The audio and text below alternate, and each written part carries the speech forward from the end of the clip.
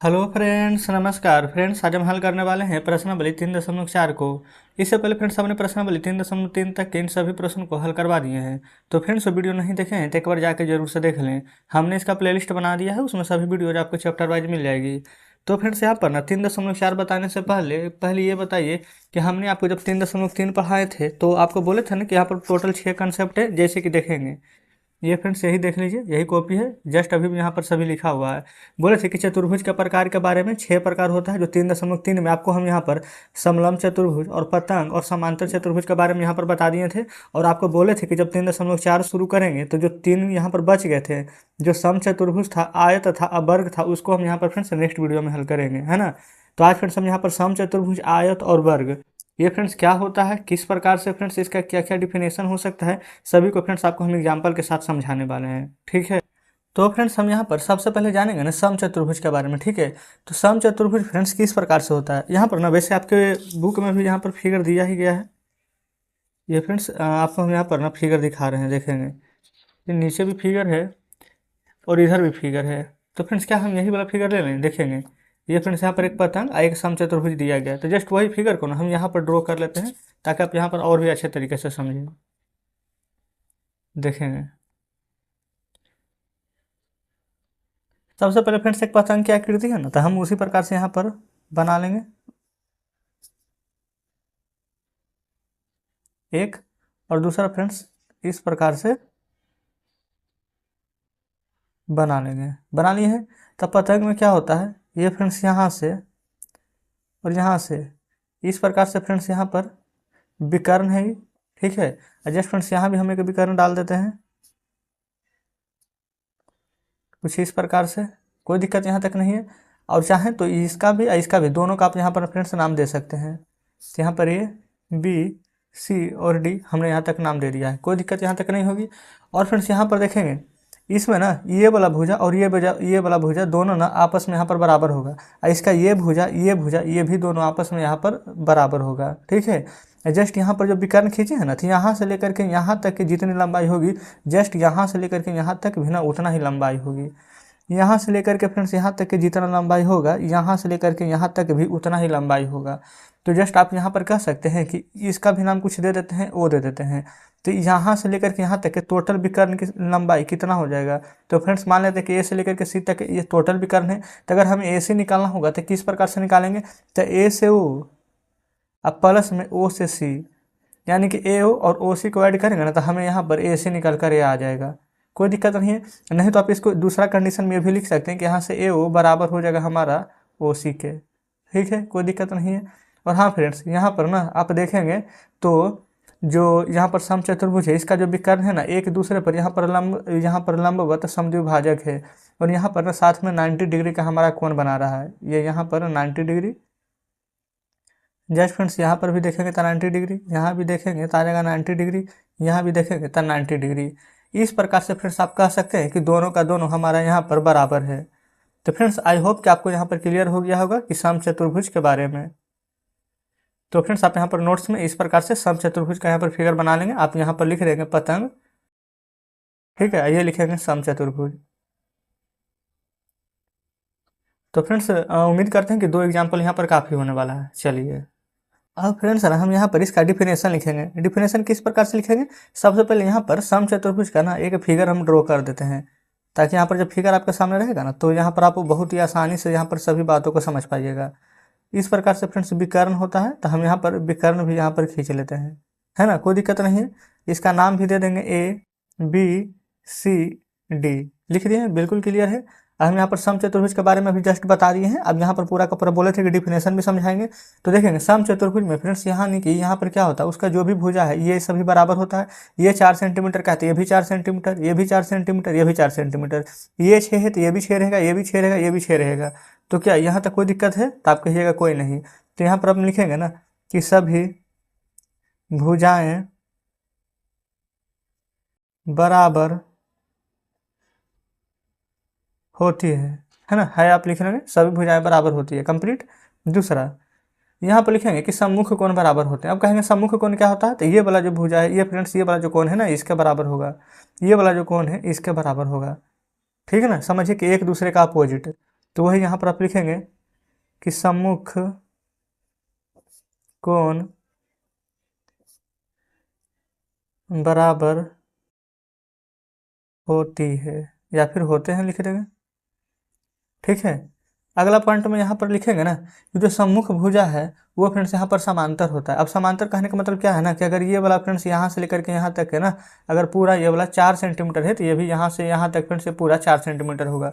ये अगर 6 सेंटीमीटर है तो ये भी 6 सेंटीमीटर होगा। ठीक है, वैसे तो फ्रेंड्स इसका सभी भुजा आपस में बराबर ही रहता है। तो ये वाला भुजा ये वाला एक दूसरे का समांतर होगा, ये भुजा ये वाला भुजा एक दूसरे का आपस में समांतर होगा। कोई दिक्कत यहाँ तक नहीं है।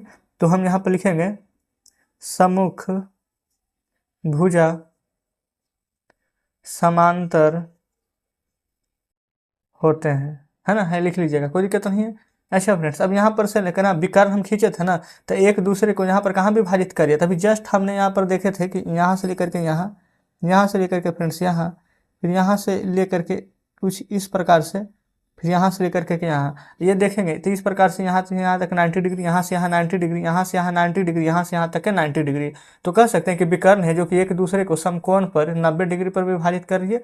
ये बल्कि आपको 90 डिग्री लिखने की आवश्यकता नहीं है, बल्कि इसका नाम दे देंगे। तो इसका नाम वो दे देते हैं, तो यहाँ पर लिख देंगे ना कि विकर्ण जो कि यहाँ पर है ना समकोण को एक दूसरे पर समद्विभाजित करते, सिर्फ इतना ही लिखेंगे।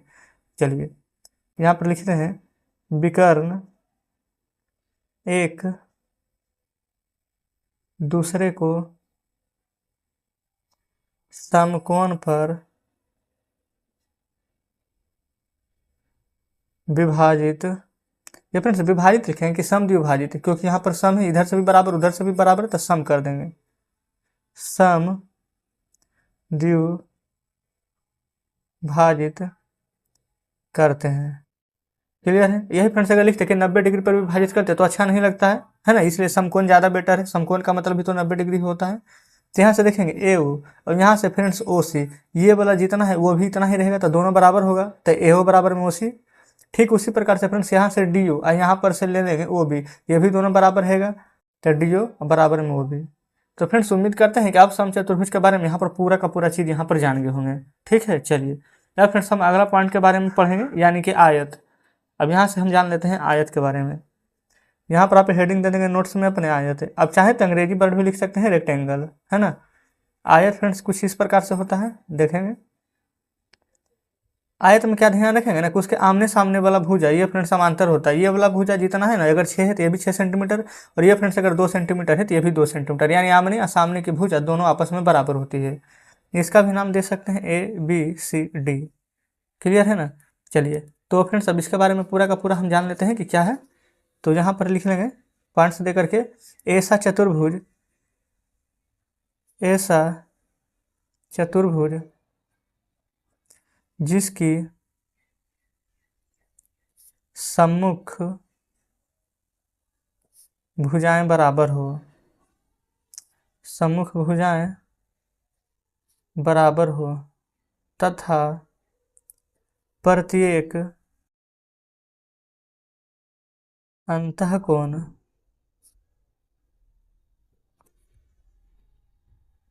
ठीक है फ्रेंड्स, अब आपको यहाँ पर अच्छे से विजुअल हो रही होगी, तथा प्रत्येक अंतःकोण समकोण हो। अब समकोण कैसे होगा, अभी जस्ट यहाँ पर बताएंगे।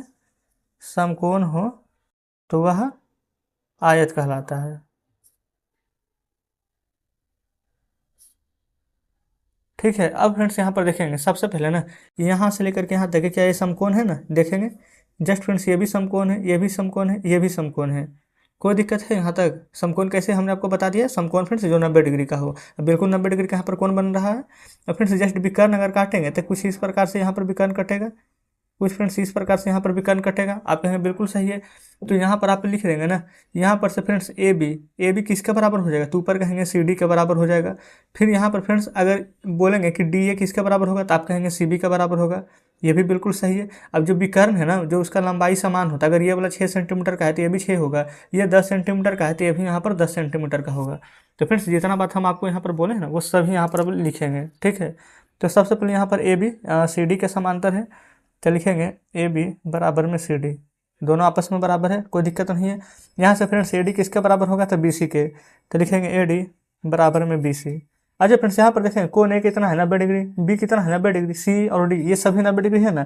तो कहने का मतलब कि सभी आपस में बराबर होंगे। तो आप यहाँ पर लिखेंगे ना कि कोण ए बराबर कोण बी बराबर कोण सी बराबर कोण डी और बराबर 90 डिग्री। कहने का मतलब ए भी 90 है, बी भी 90 है, सी भी 90 है और डी भी 90 है। ये सभी फ्रेंड्स यहाँ पर 90 डिग्री का कोण है, कोई दिक्कत नहीं है। और फ्रेंड्स यहाँ पर विकर्ण का लंबाई है जो भी यहाँ पर समान होता है, अभी जस्ट हमने आपको बताया है। तो यहाँ पर अगला यहाँ पर स्टार देकर के लिखेंगे ना कि विकर्ण की लंबाई समान होती है। ठीक है, विकर्ण की लंबाई समान होती है। तो फ्रेंड्स यहाँ पर से ए सी जो है वो हमारे यहाँ पर बी डी के बराबर होगा। तो ए सी बराबर में यहाँ पर लिख दीजिएगा बी डी, कोई दिक्कत नहीं है।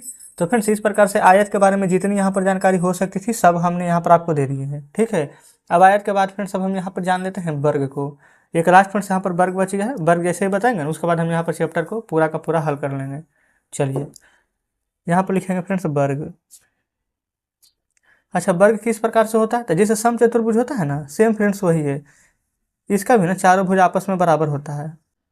ठीक है, जस्ट यहाँ भी विकर्ण काटेंगे ना तो ये विकर्ण की जितनी लंबाई होगी ना दूसरे विकर्ण का भी लंबाई उतना ही होगा सेम। तो इसका भी नामकरण कर देंगे ए बी सी डी, कुछ इस प्रकार से। अब फ्रेंड्स इसमें क्या क्या सिमिलर है, चलिए यहाँ पर वर्ग के बारे में लिखेंगे। तो सबसे पहले यहाँ पर देखेंगे ना तो ये वाला भुजा हम जस्ट आपको बताएं ना कि अगर 4 होगा तो ये भी 4, ये भी 4, ये भी 4, ये 12 होगा तो ये भी 12, ये भी 12, ये भी 12, यानी कि जो भुजा है जो समान होगा। तो सबसे पहला पॉइंट से लेकर के लिखेंगे ना कि चारों भुजाएं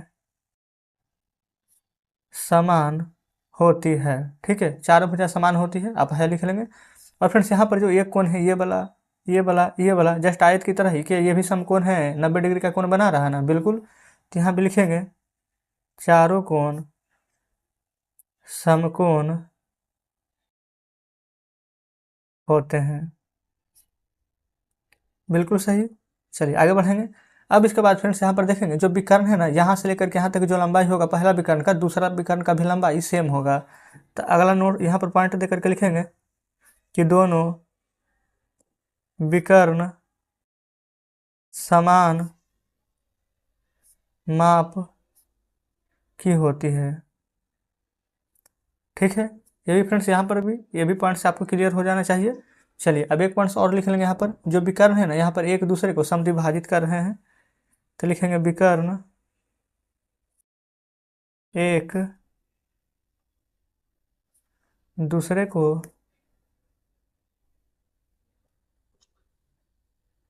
समद्विभाजित करते हैं। तो इस प्रकार से फ्रेंड्स हमने यहाँ पर वर्ग के बारे में, आयत के बारे में और फ्रेंड्स यहाँ पर समचतुर्भुज के बारे में यहाँ पर जान लिए हैं। तो उम्मीद करते हैं फ्रेंड्स कि यहाँ तक अब कोई भी परेशानी नहीं हुई होगी। तो इस प्रकार से फ्रेंड्स यहाँ पर जो जानकारी देनी थी हमने आपको दे दी है। अब ना यहाँ पर 3.4 आप हल कीजिएगा ना तो फ्रेंड्स आपको यहाँ पर कोई भी परेशानी नहीं होने वाली है। तो चलिए फ्रेंड्स अब हम यहाँ पर देखते हैं प्रश्नावली 3.4 को। बोला गया ना पहला नंबर में कि बताइए कथन सत्य है या असत्य है। पहला नंबर में है कि सभी आयत वर्ग होते हैं। तो फ्रेंड्स चलिए इन सभी को ना बढ़िया से एकदम पूरा समझते हुए चलेंगे। ये फ्रेंड्स यहाँ पर जितने भी हमने आपको थ्योरी यहाँ पर बताई है वो सभी यहीं पर है। यहीं पर ना हम यहाँ पर आंसर बताते हुए चलेंगे ताकि आपको यहाँ पर समझने में कुछ भी यहाँ पर कठिनाई नहीं होगी। जैसे कि सबसे पहले ना देखेंगे ये फ्रेंड्स हम यहाँ पर ए नंबर को हल कर रहे हैं तो यहाँ पर हम ए नंबर दे देते हैं। और फ्रेंड्स यहाँ पर आयत समचतुर्भुज अब वर्ग यही यहाँ पर बोला गया है। तो फ्रेंड्स सबसे पहले यहाँ पर देखेंगे हम ना आयत का भी फिगर बना लेते हैं, समचतुर्भुज का भी फिगर बना लेते हैं और वर्ग का भी। तो देखेंगे सबसे पहले ना हम यहाँ पर फ्रेंड्स सबसे समझ लीजिए हल्का फिगर यहाँ पर मतलब कि आयत को बना लेते हैं। तो ये आयत है और फ्रेंड्स यहाँ पर वर्ग को बना लेते हैं। ठीक है, ये हमारा यहाँ पर वर्ग हो जाएगा। और उसके बाद फ्रेंड्स एक यहाँ पर समचतुर्भुज और जस्ट फ्रेंड्स यहाँ पर एक समांतर चतुर्भुज। ठीक है, ये फ्रेंड्स समांतर चतुर्भुज थोड़ा सा और बड़ा होना चाहिए, कोई दिक्कत नहीं, आप समझ जाएंगे। हम ना यहाँ पर लिख देते हैं नाम भी आयत वर्ग समचतुर्भुज समांतर चतुर्भुज। ठीक है, अब जब यहाँ पर इस प्रकार से फिगर बना दिया अब देखिए थोड़ा सा आपका दिमाग में यहाँ पर क्लिक करेगा ज़्यादा बढ़िया से। अब जब यहाँ पर प्रश्न को सॉल्व करेंगे तो देखेंगे ये फ्रेंड्स पहला नंबर में बोला गया है ना कि सभी आयत वर्ग होते हैं। अब फ्रेंड्स आप खुद ब खुद ना यहाँ पर आंसर निकालेंगे जितना भी क्या आयत है फ्रेंड्स ये क्या सभी वर्ग के अंदर आएगा। आप देखेंगे यहाँ पर फ्रेंड्स वर्ग का जो चारों भुजा यहाँ पर समान होता है, लेकिन क्या हमारा आयत के यहाँ पर चारों भुजा समान है? इसका तो आमने सामने की भुजा बराबर है, लेकिन फ्रेंड्स इसका चारों भुजा आपस में बराबर है, तो कह सकते हैं कि ये बिल्कुल असत्य है। तो आप कहेंगे बिल्कुल। ये फ्रेंड्स इसीलिए ना हमने यहाँ पर फिगर ड्रॉ किया है, ताकि आपको यहाँ पर पूरा का पूरा बढ़िया से समझ में आ जाए।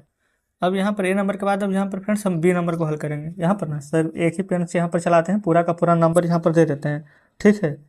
देखेंगे ये फ्रेंड्स टोटल जितना भी प्रश्न है वो सभी हल करेंगे। बी नंबर में बोला गया ना कि सभी समचतुर्भुज समांतर चतुर्भुज होते हैं। देखेंगे जितना भी समचतुर्भुज होगा क्या वो हमारा सभी समांतर होगा? देखेंगे ये हमारा समचतुर्भुज है, क्या जितना भी समचतुर्भुज है क्या ये समांतर चतुर्भुज होगा? तो देखेंगे ये ना फ्रेंड्स सभी समचतुर्भुज। समचतुर्भुज कहने का मतलब है ना कि देखेंगे इसका भी ऊपर वाला भुजा नीचे वाला भुजा आपस में तो दोनों बराबर होगा।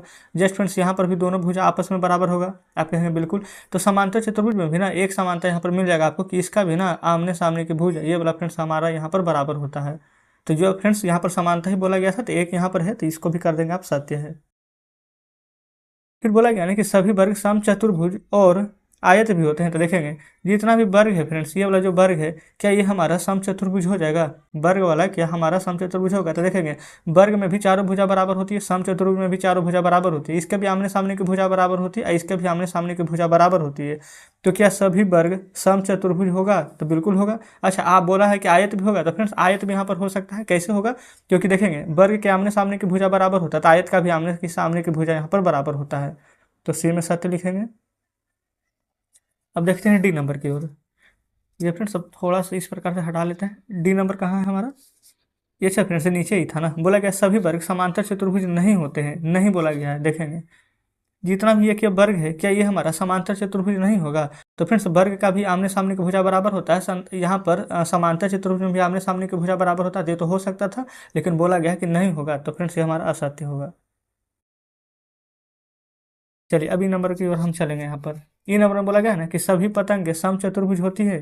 तो फ्रेंड्स क्या जितना भी पतंग है वो सभी हमारा समचतुर्भुज होगा? अच्छा तो पतंग वाला फिगर फ्रेंड्स बना देते हैं, ठीक है। सिर्फ पतंग बना देते हैं, समचतुर्भुज तो है ही। तो क्या फ्रेंड्स हमारा जितना भी यहाँ पर पतंग है वो सभी हमारा समचतुर्भुज होगा कि नहीं? तब खुद ब खुद यहाँ पर देखेंगे। तो देखेंगे पतंग में क्या होता है ना फ्रेंड्स, ये वाला आसन भुजा होता है, यानी कि ये वाला बराबर होता है, ये वाला बराबर होता है। ये चारों बराबर नहीं होगा, क्योंकि फ्रेंड्स देखेंगे ये वाला अगर 3 सेंटीमीटर है तो ये यहाँ पर से 4 हो जाएगा, ये 3 है तो ये 4 हो जाएगा। लेकिन फ्रेंड्स इसमें सभी भुजा आपस में बराबर, ये 4 है तो ये भी 4, ये भी 4, ये भी 4 होगा। तो इस प्रकार से आप कह सकते हैं कि ये हमारा असत्य हो जाएगा। अब एफ नंबर की ओर चलते हैं। एफ नंबर में बोला गया है कि सभी समचतुर्भुज पतंग होंगे। क्या जितना भी समचतुर्भुज होगा ये पतंग हो सकता है? तो बिल्कुल फ्रेंड्स ये हो सकता है। अगर फ्रेंड्स ये वाला देखेंगे बराबर है, ये भी बराबर, ये भी बराबर है, तब बिल्कुल पतंग हो सकता है। और इसका भी देखेंगे ना, अगर इधर इधर से सिर्फ लें 2 भाग तो ये बराबर होता है, 2 भाग लें ये वाला और ये वाला तो ये भी वाला फ्रेंड्स हमारे यहाँ पर बराबर होगा। तो इस प्रकार से एफ नंबर में फ्रेंड्स हम कह सकते हैं कि ये हमारा सत्य हो जाएगा। तो हम यहाँ पर सत्य लिख लेंगे, ठीक है। यहाँ पर ई और एफ में डिफरेंस देखेंगे। ई नंबर में ना बोला तो सभी पतंग समचतुर्भुज होता है, तो ये नहीं होगा, लेकिन सभी समचतुर्भुज पतंग होता है, ठीक है। चलिए अब जी नंबर में बोला गया ना कि सभी समांतर चतुर्भुज समलंब होता है, सभी समांतर चतुर्भुज समलंब होता है। तो देखेंगे एफ के बाद फ्रेंड्स यहाँ पर जी में चलते हैं। देखेंगे जितना भी फ्रेंड्स यहाँ पर ये है हमारा समांतर चतुर्भुज, क्या ये हमारा समलंब के अंदर आ जाएगा? तो समलंब कहने का मतलब ना, मान लेते हैं फ्रेंड्स इसी को, ठीक है, कि समलंब है कि आमने सामने की भुजा बराबर होती है। तो जो समांतर चतुर्भुज होता है ना उसका में भी फ्रेंड्स आमने सामने की भुजा बराबर होगी असमलंब में, ठीक है। ये दोनों यहाँ पर बराबर रहेगा, तो फ्रेंड्स आप उसको बोल सकते हैं कि ये भी हमारा सत्य हो जाएगा। तो जी नंबर में भी यहाँ पर सत्य कर देंगे। आगे बढ़ेंगे एच में। बोला गया ना कि सभी वर्ग समलंब होते हैं। तो फ्रेंड्स यहाँ पर हम जान लेते हैं, वर्ग का भी फिगर हमने यहाँ पर बनाया है, असमलंब ये है, तो ये दोनों फ्रेंड्स का बराबर होगा। देखेंगे इसका भी आमने सामने की भुजा बराबर होगा, इसका भी आमने सामने की भुजा बराबर होगा, और इसका भी चारों भुजा सेम रहेगा, इसका भी चारों भुजा सेम रहेगा। तो फ्रेंड्स हम यहाँ पर एच नंबर में क्या लिख सकते हैं कि ये भी सत्य है। तो आप कहेंगे बिल्कुल, है ना। तो इस प्रकार से फ्रेंड्स हमने यहाँ पर ए से लेकर के एच तक के ये फ्रेंड्स पहला नंबर का पूरा प्रश्न सॉल्व कर लिया है, और उम्मीद करते हैं कि काफ़ी अच्छे तरीके से आप समझे होंगे, कहीं पर फ्रेंड्स कोई दिक्कत नहीं हुई होगी। तो चलिए अब हम फ्रेंड्स यहाँ पर नेक्स्ट प्रश्न की ओर चलते हैं। यहाँ पर 2 नंबर में, है ना, देखिएगा 2 नंबर में फ्रेंड्स यहाँ पर बोला गया है ना कि उन सभी चतुर्भुजों की पहचान कीजिए जिसमें ए चारों भुजा की लंबाई बराबर हो और बी यहाँ पर चारों समकोण हो। तो फ्रेंड्स देखेंगे यहीं पर हम दूसरा नंबर प्रश्न को सॉल्व कर लेंगे, कोई दिक्कत यहाँ तक नहीं होगी। तो सबसे पहले फ्रेंड्स यहाँ पर ना चारों भुजा की लंबाई बराबर हो तो फिगर हमारा क्या हो जाएगा? तो आप कहेंगे समचतुर्भुज। इसका फ्रेंड्स ये वाला जितना लंबाई होगा ये भी ये चारों बराबर होगा। और दूसरा फ्रेंड्स यहाँ पर वर्ग। ये दोनों फ्रेंड्स यहाँ पर ये वाला लंबा, ये वाला, ये वाला, ये वाला आपस में फ्रेंड्स चारों भुजा यहाँ पर समान होगा, तो आप इसका नाम दे देंगे समचतुर्भुज। जस्ट यहाँ पर नाम दे देंगे वर्ग, है ना। तो दूसरा का पहला कंप्लीट हो गया है। दूसरा का दूसरा देखते हैं।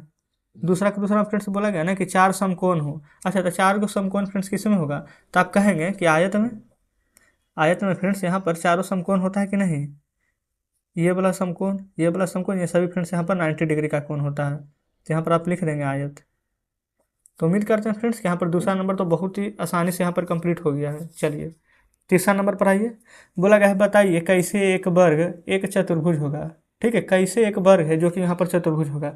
तो बस फ्रेंड्स कुछ भी नहीं करना है ना, आपको यहाँ पर समझिए कि इसका डिफिनेशन लिखना है। ठीक है, तो यहाँ पर फ्रेंड्स हम तीसरा का पहला का आंसर लिखेंगे। बोला गया ना कि बताइए कैसे एक वर्ग एक चतुर्भुज होगा, तो लिखेंगे ना क्योंकि, अच्छा वर्ग की चार भुजाएं होती है ना, तो लिखेंगे क्योंकि वर्ग की चार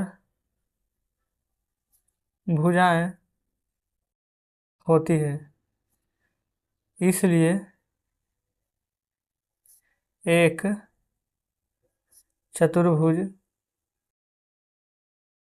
होगी या फिर चतुर्भुज है। क्या कोई दिक्कत यहाँ तक नहीं है। दूसरा देखेंगे, बताइए कि कैसे एक वर्ग एक समांतर चतुर्भुज होगा। तो फिर समांतर चतुर्भुज में और जो वर्ग है उसका जो सम्मुख भुजा होता है, क्या वो समांतर होता है कि नहीं, तो बिल्कुल। तो यहाँ पर आप लिखेंगे ना क्योंकि वर्ग के सम्मुख भुजा समांतर होता है, समांतर होता है। क्या दूसरा नंबर भी कंप्लीट है। तीसरा पूछा गया ना एक समचतुर्भुज कैसे होगा, जो एक वर्ग है वो एक समचतुर्भुज कैसे होगा। तो क्योंकि फ्रेंड्स जिसका वर्ग का भी और समचतुर्भुज का भी चारों भुज आपस में बराबर होता है, तो लिखेंगे क्योंकि चारों भुजाएं बराबर होती है। अच्छा बराबर होती है मत लिख दीजिए, बराबर क्या लंबाई का भी होता है। अगर ये 4 सेंटीमीटर तो वो चार मतलब सभी 4 सेंटीमीटर का, तो बराबर लंबाई की होती है। तो इस प्रकार से तीसरा कंप्लीट हो गया है। अच्छा इसमें फिर से एक और बचा हुआ है, एक आयत है ना। तो देखेंगे आयत के बारे में भी हम यहाँ पर लिख देते हैं। अच्छा वर्ग का फ्रेंड्स जो अंतः कोणों का योग होता है ना, यही ना पूछा गया था कि कैसे एक वर्ग एक आयत है, तो वर्ग के अंतः कोणों का योग 90 डिग्री होता है और आयत के भी सभी कोणों का योग ये फ्रेंड्स 90 डिग्री का ही होता है। सभी कोणों का योग तो 360 होता है, अंतः कोण का बात कर रहे हैं, तो लिखेंगे वर्ग के अंतः कोण 90 डिग्री के होते हैं तथा आयत के सभी अंतः कोण भी 90 डिग्री के होते हैं। कोई दिक्कत नहीं। अच्छा कैसे होता है फ्रेंड्स, क्या अगर इसका भी यहाँ पर चाहें तो हम आपको एग्जांपल दे सकते हैं। जैसे कि यहाँ पर देखेंगे तो फ्रेंड्स एक वर्ग ले लेते हैं, एक आयत ले लेते हैं। इस प्रकार से एक वर्ग हो गया हमारा, ठीक है। इस प्रकार से फ्रेंड्स एक आयत हो गया है। तो देखेंगे ये वाला friends 90 degree 90 degree 90 degree 90 degree का होगा। जस्ट फ्रेंड्स आयत में भी ये सभी 90 डिग्री का होता है कि नहीं। ये थोड़ा सा टेढ़ा बन गया है, कोई दिक्कत नहीं, आप यहाँ पर समझेंगे, सीधा ही बना है। तो फ्रेंड्स ये भी 90 डिग्री का होता है, चारों कोण 360 डिग्री। जस्ट इसमें भी ऐड करेंगे ना तो चारों 360 डिग्री का ही होगा, कोई दिक्कत नहीं है। यही फ्रेंड्स अंदर वाला जो भाग है ना इसी को हम बोलते हैं अंतः कोण। जस्ट इसके बाहर रहता तो हो जाता बाह्य कोण। चलिए यहाँ तक तीसरा नंबर कंप्लीट हो गया है। अब चौथे नंबर पर चलते हैं। तो देखिएगा चौथा में क्या बोला गया है, एक चतुर्भुज का नाम बताइए जिसके विकर्ण पहला एक दूसरे को समद्विभाजित करते हैं। तो फ्रेंड्स चलिए इसको मैं बताना क्या है, डायरेक्ट हम आपको फिगर बनाकर ही समझाते हैं। देखिए पहला आंसर तो लिख देते हैं हम समांतर चतुर्भुज, ठीक है। अच्छा एक चतुर्भुज का नाम बताइए जो एक दूसरे पर लंब समद्विभाजक है। तो फ्रेंड्स पहले पूरा का आंसर लिख देते हैं। ये हमारा हो जाएगा सम चतुर्भुज। और तीसरा फ्रेंड्स एक चतुर्भुज का नाम बताना है जिसके विकर्ण बराबर हो, तो हो जाएगा हमारा आयत। अब फ्रेंड्स हम यहाँ पर ना समांतर चतुर्भुज और यहाँ पर समचतुर्भुज और आयत के बारे में यहाँ पर थोड़ा सा जान लेते हैं। वैसे तो फ्रेंड्स हम ये सभी इंट्रोडक्शन क्लास में हम बता ही चुके हैं, लेकिन फिर भी चलिए यहाँ पर जान लेते हैं। ये फ्रेंड्स हम यहाँ पर बना देते हैं पहले समांतर चतुर्भुज।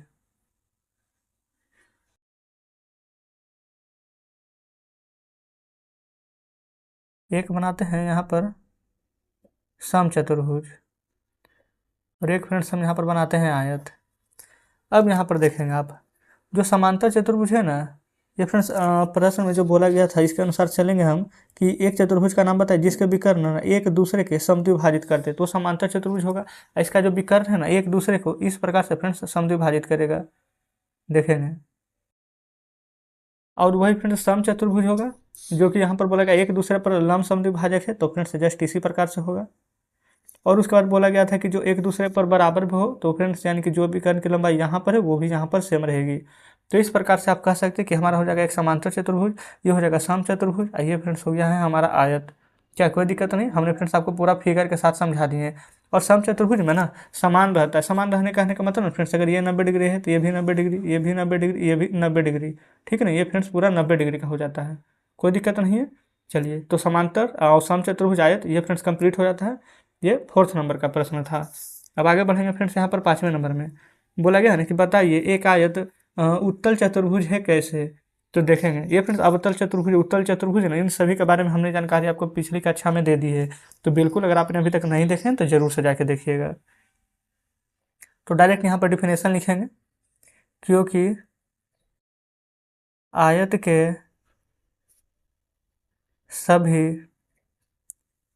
अंतः कोण 90 डिग्री का होता है,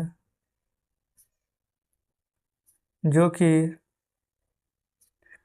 180 डिग्री से कम है। इससे यह पता चलता है कि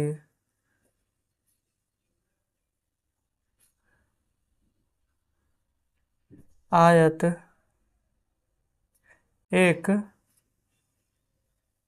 उत्तल चतुर्भुज है, ठीक है, कोई दिक्कत नहीं है। और फ्रेंड्स यही ना बोला गया था, हाँ बस फ्रेंड्स इतना ही है। अच्छा पहले ये बताइए कि इनको यहाँ पर ये समझ में नहीं आ रहा है कि अवतल उत्तल क्या है।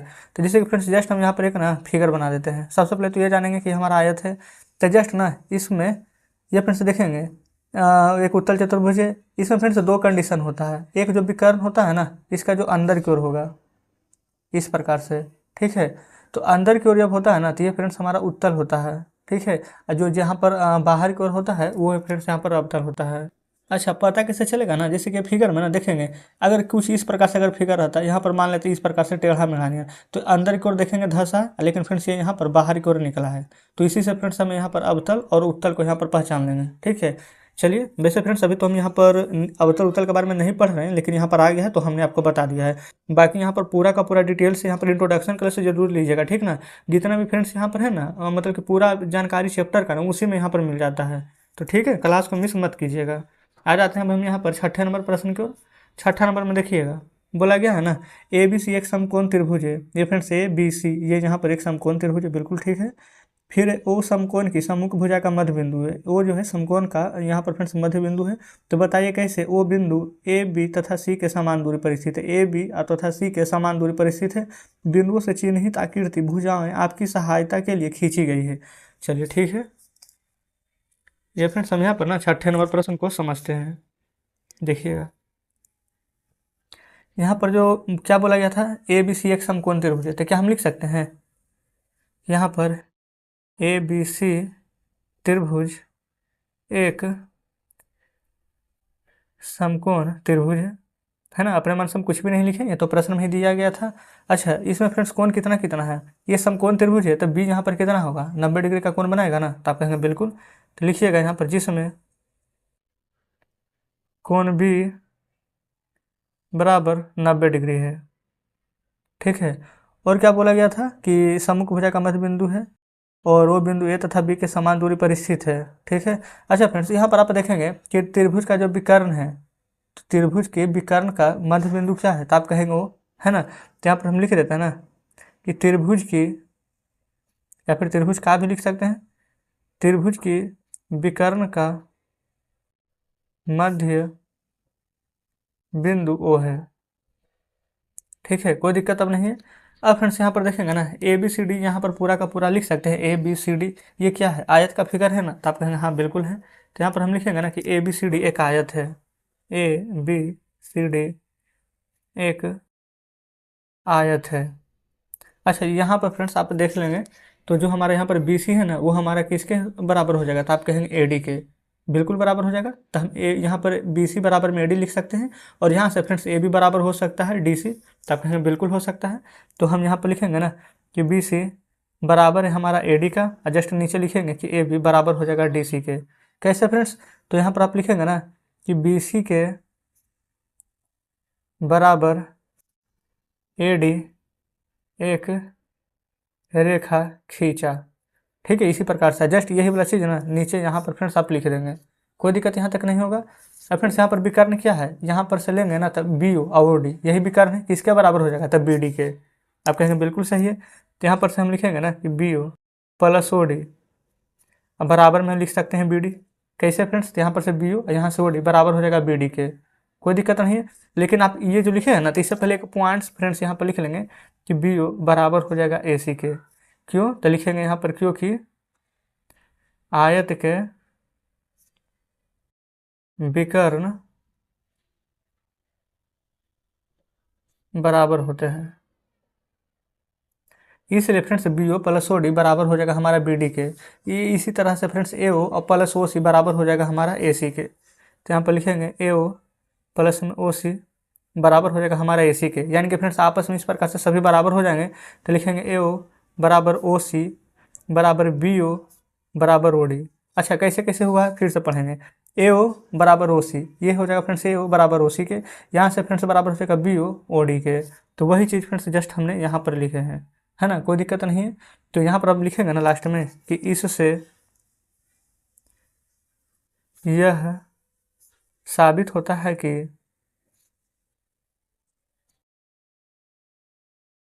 ओ बिंदु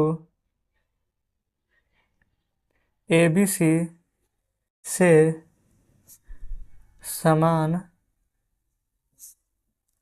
दूरी पर स्थित है, या फिर दूरी पर है लिख सकते हैं, कोई दिक्कत नहीं होगी। तो फ्रेंड्स बताएंगे क्या यहाँ तक पूरा का पूरा बढ़िया से समझे कि नहीं। 6ठा नंबर प्रश्न देखिएगा, हमने यहाँ पर फ्रेंड्स कुछ भी नहीं छोड़ा है, पूरा का पूरा बढ़िया से यहाँ पर कॉन्सेप्ट को समझाने का प्रयास किए हैं। तो फ्रेंड्स देखेंगे आपको नीचे ना यहाँ पर शेष कोई भी प्रश्न नहीं दिया गया है। तो इस प्रकार से फ्रेंड्स ये चैप्टर हमारा पूरा का पूरा क्लियर हो जाता है आज 3। कल फ्रेंड्स हम यहाँ पर 4 से हल करेंगे।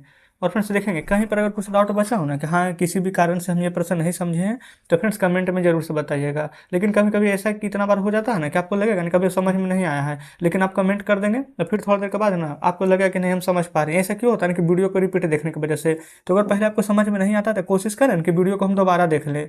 अगर दोबारा देखने के बाद भी समझ में नहीं आता ना, तो बिल्कुल आप हमें कमेंट में बताइएगा, हम उसका वीडियो दोबारा से बना देंगे। ठीक है, तो चलिए फ्रेंड्स आज का सेशन आपको कैसा लगा कमेंट के माध्यम में जरूर से बताइएगा। तो मिलते हैं फ्रेंड्स आपसे नेक्स्ट वीडियो में नेक्स्ट चैप्टर के साथ।